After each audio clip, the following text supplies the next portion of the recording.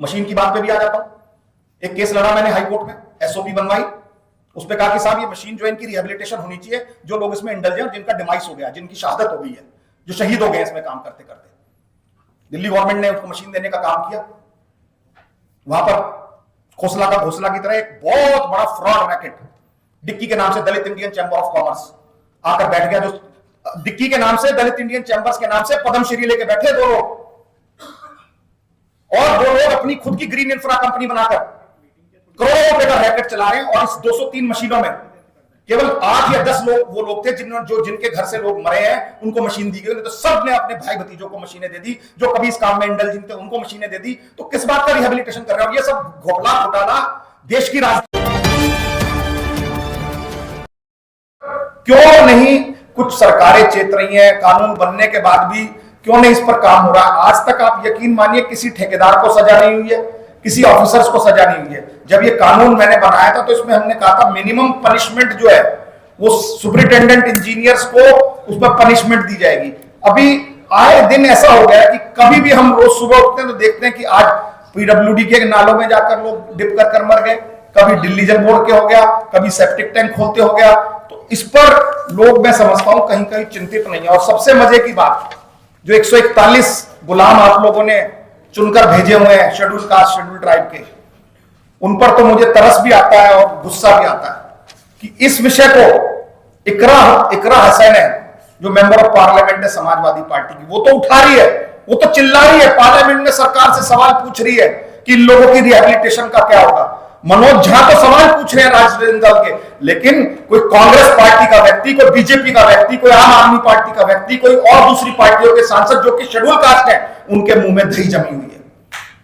वो इस पर एक सवाल नहीं कर सकते पार्लियामेंट में। किस लिए चुनकर भेजा जाता है पार्लियामेंट में कि जो सबसे वंचित तबका है, जो सबसे पीड़ित तबका है, जो सबसे पीड़ित तबका है, उस तबके की आवाज ना उठाकर आप वहां क्या करने जा रहे हो? चाय पीने जा रहे हो?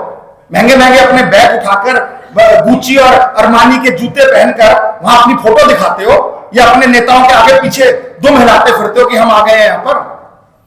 असलियत में आप सब विसल ब्लोअर यहां बैठे हैं। जाकर थूकिए इनके मुंह पर जो मेंबर ऑफ पार्लियामेंट है, विशेष रूप से शेड्यूल कास्ट के जो मेंबर ऑफ पार्लियामेंट है, और इनकी गर्दन पकड़कर पूछिए कि आप लोगों ने आज तक इस पर सवाल क्यों नहीं उठाया? जब कानून बन गया 2013 में पार्लियामेंट में, फिर भी हमारे लोग क्यों मर रहे हैं? मरते हैं तो उनको क्यों नहीं रिहेबिलिटेशन होता? क्यों उनको कंपनसेशन नहीं मिलता? सुप्रीम कोर्ट ने इमीडिएट कहा कि एक्स ग्रेशिया 25 लाख रुपए इमीडिएट दिए जाएंगे।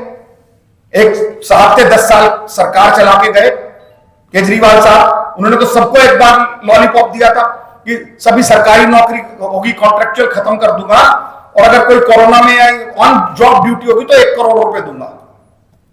और उस व्यक्ति ने हमारे समाज के साथ कितना भद्दा मजाक किया। मैंने एक आरटीआई करी, मैं गौतम जी को परसों तरसों बता रहा था, 167 लोग कोरोना में डेथ हुई, 167, और तीनों एमसीडी ने रिटर्न में आरटीआई में दिया मेवाती साहब कि ये लोग ड्यू टू कोरोना मरे हैं, ड्यू टू ऑन जॉब मरे हैं। इस व्यक्ति ने केवल एक व्यक्ति को छोड़कर 166 लोगों को एक चवन्नी भी कंपनसेशन के रूप में नहीं दी। आप दूसरे लोगों को देते रहे, नर्स को, डॉक्टर को, टीचर को दीजिए, उनसे हमें कोई परहेज गुरेज नहीं है, लेकिन इस कम्युनिटी से, इस तबके से इतना आपको दिक्कत क्या है? ये भी एक सोचने का विषय है, ये भी एक समझने का विषय है। पार्लियामेंट में क्वेश्चन उठे, आज भी लोग पूछ रहे हैं, और सरकार बेशर्मी से बता रही है कि बिहार में 4 लोग डेथ हुई है जी, चंडीगढ़ में 3 हुए हैं, छत्तीसगढ़ में 5 हुए हैं, दिल्ली जो देश की राजधानी है, इसी साल में 62 लोगों की मौत हुई है सीवर में गिरने से। मैं नहीं कह रहा, ये पार्लियामेंट में जवाब दिया सरकार ने, इकरा हसन और मनोज झा के उस पर। 73 लोग गुजरात में मरे, नरेंद्र मोदी जहां से प्रधानमंत्री स्वच्छ भारत मिशन जो चला रहे हैं, और अमित शाह जहां से आते हैं।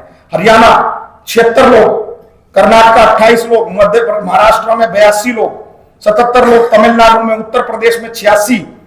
तो तमाम लगभग इस साल के अगर मैं डाटा निकालूं तो 622 लोग काल के गाल में जा चुके हैं। और सरकार की लापरवाही से सरकार ना गम्स बूट यूज करती है, ना सेफ्टी इक्विपमेंट यूज करती है, ना अधिकारियों को वहां पर खड़ा करती है कि कोई ट्रेनिंग दी जाए, इसके अलावा ना मशीन प्रोक्योर करती है।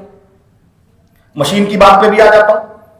एक केस लड़ा मैंने हाई कोर्ट में, एसओपी बनवाई, उस पर कहा कि साहब ये मशीन जो है इनकी रिहेबिलिटेशन होनी चाहिए, जो लोग इसमें इंडल्ज हैं और जिनका डिमाइस हो गया, जिनकी शहादत हो गई है, जो शहीद हो गए इसमें काम करते करते। दिल्ली गवर्नमेंट ने उसको मशीन देने का काम किया।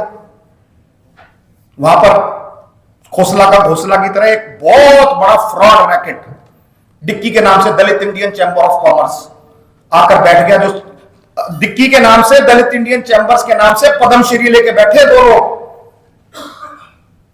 और दो लोग अपनी खुद की ग्रीन इंफ्रा कंपनी बनाकर करोड़ों रुपए का रैकेट चला रहे हैं। और इस 203 मशीनों में केवल 8 या 10 लोग वो लोग थे जिनके घर से लोग मरे हैं, उनको मशीन दी गई, नहीं तो सब ने अपने भाई भतीजों को मशीनें दे दी, जो कभी इस काम में इंडल्जेंट थे उनको मशीनें दे दी। तो किस बात का रिहेबिलिटेशन कर रहे हैं? और ये सब घोपला घोटाला देश की राजधानी में चल रहा है। सेंट्रल विजिलेंस कमीशन की इंक्वायरी चल रही है उस पर। अभी मैं परवेज वर्मा से मिला था, मैंने उसको बताया तुम कौन सा घोटाला खोल रहे हो, इससे बड़ा घोटाला क्या होगा जो गरीब आदमियों का हक मार के खा गए और कोर्ट में एफिडेविट देने के बाद इस तरीके से झूठ बोल रहे हैं। और जब कोर्ट में केस डाल दिया तो बड़ी चालाकी से केजरीवाल ने सारे superintendent engineer, executive engineer schedule caste लगा दिए और मेरे घर पे भेजने शुरू कर दिए कि हम तो शेड्यूल कास्ट है, नहीं मर जाएंगे, हम तो आपके भाई हैं, हम तो आपके परिवार के लोग हैं, जब हमारे लोगों का हक खा रहे हैं। तो ये सब बातें जो हैं कहीं ना कहीं इस समाज में विचरने की जरूरत है, इस पर चर्चा होने की जरूरत है। मैं तो राजेंद्र पाल जी हैं, कांग्रेस से हैं, मैं भी वैसे कांग्रेस से ही हूं, लेकिन मैं जब सामाजिक कार्यक्रम करता हूं तो उस कांग्रेस का बैनर और पटका बाहर उतार के रख देता हूं, क्योंकि मुझे पता है कांग्रेस को गरियाने में भी मुझे कोई परहेज गुरेज नहीं है, क्योंकि कांग्रेस भी कोई कम गुनहगार नहीं है। 50 साल कांग्रेस ने भी राज किया, उसने भी ऐसा नहीं है कि शोषण दोहन नहीं किया, लेकिन यह बात जरूर है कि जितना शोषण दोहन वो करते थे उससे कहीं ज्यादा आपकी सरकार, आपकी विचारधारा करती है। ये एक फैक्ट है। मैं इस बात को दूसरे तरीके से अगर कहूं तो कांग्रेस के समय में कांग्रेस को ऐसे कह लो कि मारती थी और थोड़ा छाए में गिर देती थी। ये लोग तो मारते भी हैं और आपकी खाल को धूप में सुखा देते हैं। ये आपकी विचारधारा आपकी सरकार कर रही है। आज जब रिहेबिलिटेशन की बात थी, आज दिल्ली जल बोर्ड में सीवर गैंग बेलदार की भर्ती बंद हो गई है। आज जो इनको रिहेबिलिटेशन करने के लिए एक डिपार्टमेंट था, Delhi schedule caste financial corporation, मैं भी उसमें डायरेक्टर रहा हूं, चेयरमैन भी रहा हूं, वहां पर अब लोन देना बंद हो गया। वहां पे एम्प्लॉइयों की तनख्वाह नहीं मिल रही पिछले 4 साल से। जो डिपार्टमेंट लोगों के पैरों पे खड़े करने के लिए सरकार ने बनाया था, हम कॉर्पस फंड उस पर 2,500 करोड़ छोड़ के गए थे, आज वो डिपार्टमेंट भट्टा बैठ गया। ना लोगों को लोन मिल रहे हैं, ना एजुकेशन लोन मिल रहे हैं, ना उनको काम करने का कोई लोन मिल रहा है। नेशनल शेड्यूल कास्ट वित्त विकास निगम, सावित्री सिनेमा के पास दफ्तर था, बंद ही हो गया है। यानी कि जितनी आपके लिए स्कीमें थी वो स्कीमें बंद हो गई हैं। सब प्लान जो लाई थी एक बार कांग्रेस गवर्नमेंट, जिससे कि अकॉर्डिंग टू पॉपुलेशन जितना बजट का पैसा है वो उस पर लगेगा, इस पर भी मैंने एक सुप्रीम कोर्ट में पीएल डाली हुई है।